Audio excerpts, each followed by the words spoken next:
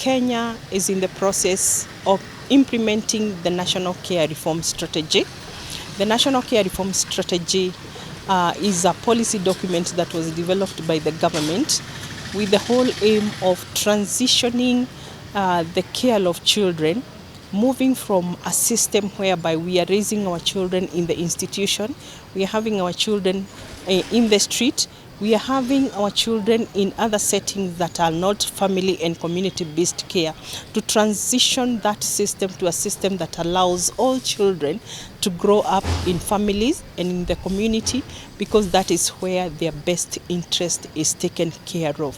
So this is a strategy that was developed through a very consultative processes which involved both the state and the non-state actors.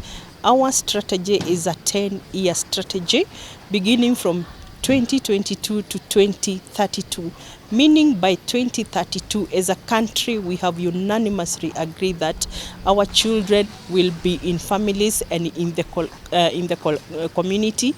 We are not closing CCIs as a government, but what we are saying, we are just transitioning care of the children from taking care of those children in the CCIs to ensuring that the same care is provided while the children are in families and in the community. What do I mean by this?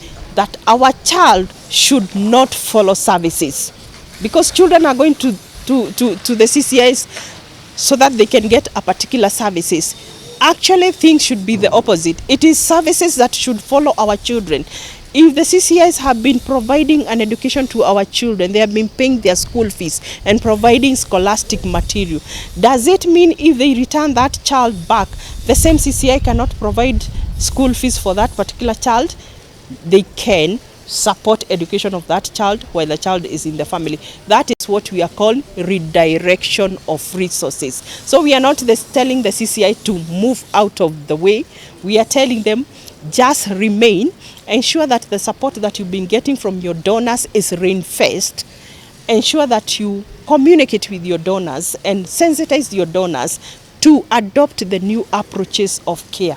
Because institutional care, from research, 80 years of research has been found to be harmful and has dire consequences to the lives of the children, and these consequences sometimes follows them until even when they get into their adulthood.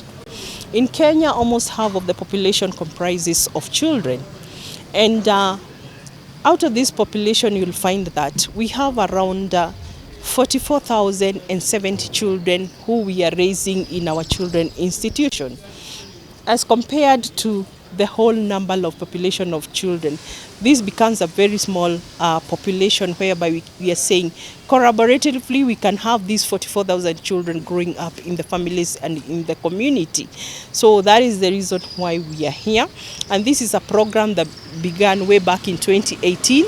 We piloted this program in Kisumu way back in 2018. From Kisumu, we had a lot of lessons that we learned. With those lessons learned, we were able to move to other 4 demonstration counties. We moved to Nyamira, we were in Kilifi, Murang'a, and Kiambu. And with the implementation in those demonstration counties, again, we got a lot of learnings, which is now helping us to roll out and upscale implementation of care reform. And that is the reason why we are in Kakamega here today, to roll out the implementation of care reform in Kakamega County. Today we are here on a training on foster care, 3-day training on foster care, which is an arrangement in which a child is placed with a person who is not his or her relative for a period that is determined whether short-term or long-term.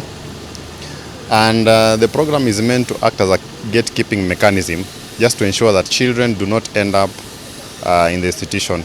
Children are kept within a family setup, and if not possible, children who are fallen short of the family are able to be retained within the community setup.